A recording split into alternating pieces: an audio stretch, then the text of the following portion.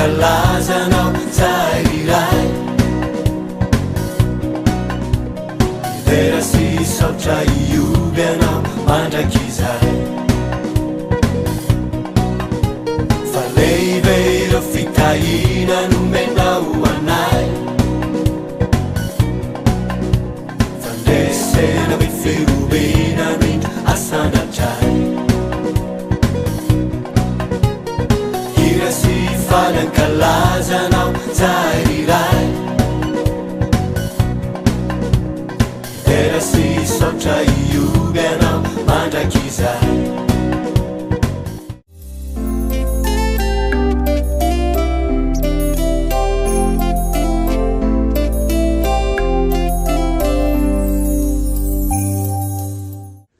fa miarabantsika rehetra nay izay mivady ao anatin'ity fandarana itya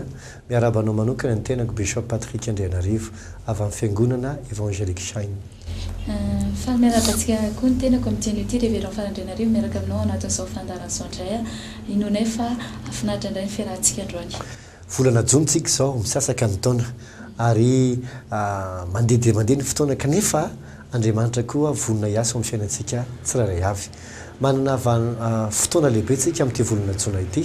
izay hiasan'Andriamanitra amin'ny fiainantsika. Aza diny fa Andriamanitra dia miasa mandraka ankehitriny, mbola miteny izy ary mbola miasa izy. Mahafinaritra amin'Andriamanitra ity moa bishop dia Andriamanitra tsy mety lany hevitra. Indray manko ny olona rehefa ohatra hoe tsika zao hitemako zao ohatra ny hoe toetsika nanao ray volana velao adidika izay rehetra ilainao zao ndray tsika resaka hoe ampanadino fahoriako rehetra Andriamanitra dia ohatra mieritreritra anao hoe zareo koa mahita atao tsy tenena atao ty loha hevitra ty ampifavoriana olona fa eo ny tepika hoe tsy hoe le loha hevitra ny tena be dia be fa Andriamanitra mihitsy no tianao zavatra amin'ny fiainan'ny vahoakany. Ny zavatra mila azon'olona manko dia Andriamanitra tsy makany any an-danitra ny tena ataony fa Andriamanitra dia tena vonona hikarakara ny ondriny, vonona hikarakara ny olona, vonona hikarakara ny olona rehetrarehetra. Satria raha mijerentsika raha Jesosy zao raha nomen'Andriamanitra satria hozy ny Baiboly hoe toy izao ny fitiavan'Andriamanitra nyzao toy izao nomeny ny zanany lahatokana mba tsisy ove zay rehetra mila azy fa hanina fiaina mandrakizay. Dikan'izany zany dia zao tontolo zao mihitsy ny tian'Andriamanitra. Andriamanitra zany tsy hoe tia olona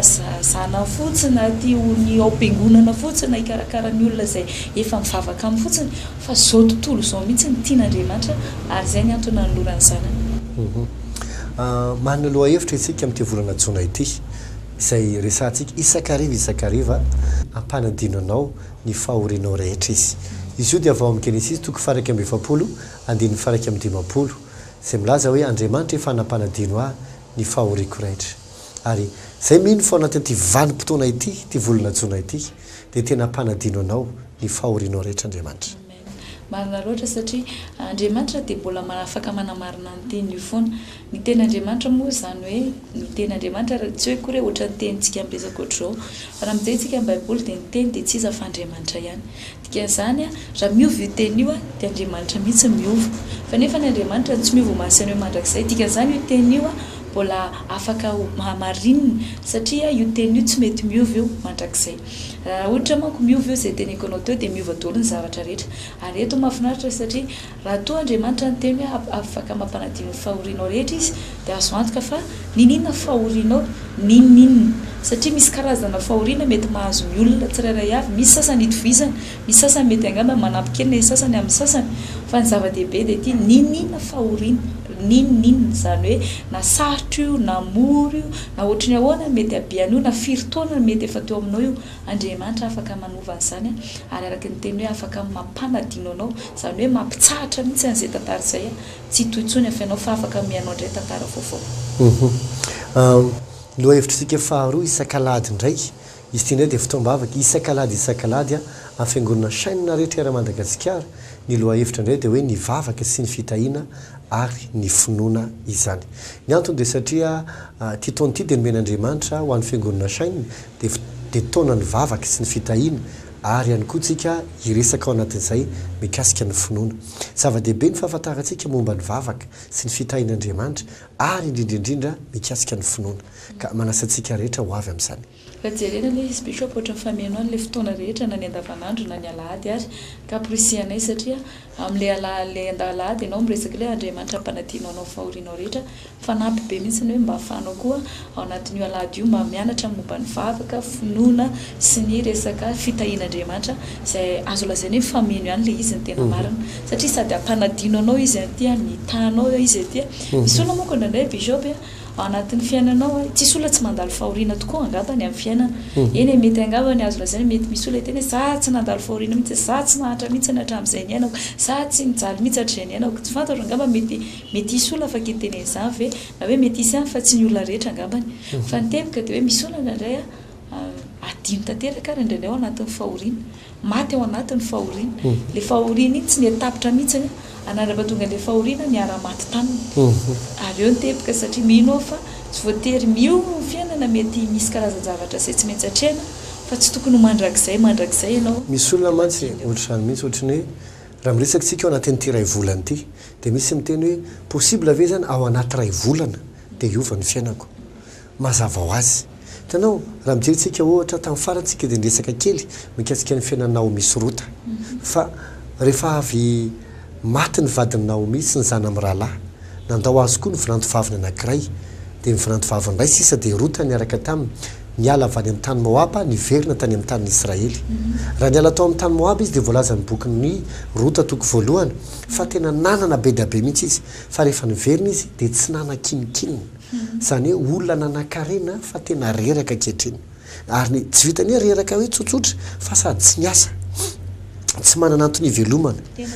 tena efa lehibe mihitsy sady tsy isy zavokely no vinantovavy anankiray eo tsy fantatra tsony zany hoe izy miandraikitra le vinanto fe miandraikitra le rafozina sa le rafozina miandraikitra le vinanto fa samy sahirana izy roa ny anina taony dia nandeha rehefa tonga ny fotoam-pijinjany wow rehefa tonga ny fotoam-pijinjany nahay nietsika tamin'ny fotoana nety izy amin'le vanim-potoana ny fahavokarana izy nietsika dia lasa izy nakeny an-tambary dia nataony voalohany niteny tamin'ny rota izy hoe dany ianao mitsipona dia nitsipona izy saloha imbary latsaka satria izay ny lalàna eo amin'ny Israely tanao fantatry le olona hoe zao ny vanim-potoana ahafahantsika isanao misurvivre ka raha andeha hoditsika tsy mody fotsiny amin'izay fotoana tokony hodiny fa amin'ny vanim-potoana fijinjantsika afaka mody satria ny lalàna tamin'ny testamenta taloha dia zao rehefa mijinja vary ny olona dia amelao isy latsaka ozy izy any bokan'ny Levitikos ohatran'izany ihany avelao isy latsaka mba hotsimponina izay mahantra eo aminao fa za dia ahorinao daholo tanao ohatra le olona mihinana yaourta dia le kofina hatramin'le atao ohatran'ireny tsy dia mety reny ohatrany hoe tsy sina ambony intsony fotsy avelao mba isy latsaka ho an'ny malahelo eo aminao zay zavatra eny fantatry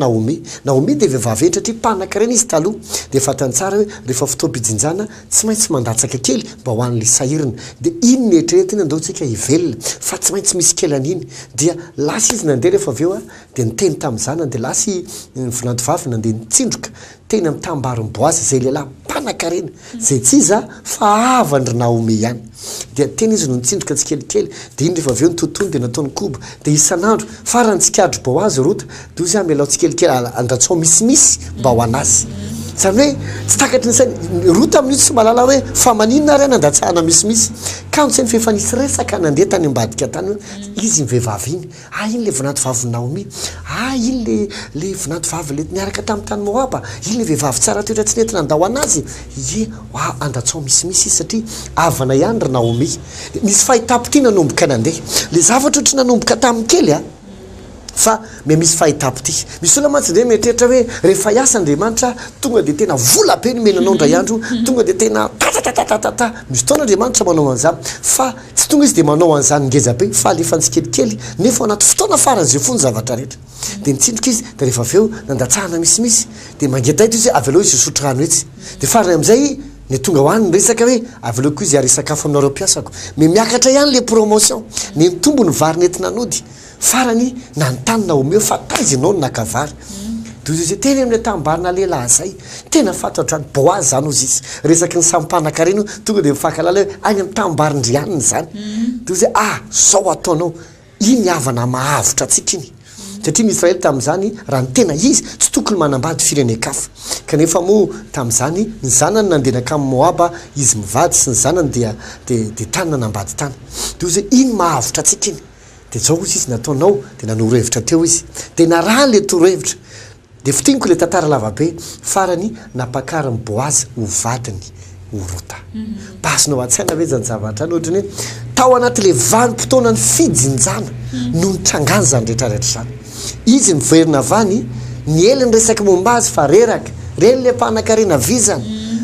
dia mahafinaritra koa ty izy adozy tsy mahafinaritra tsony ny fiainako fa anatina saison vanim-potoana fijinjam-badrangitsy tsy elabe resaka ray volana na roa volana zany raha ela indrindra dia efa manavary ny olona dia efa mitondra ny asa hafa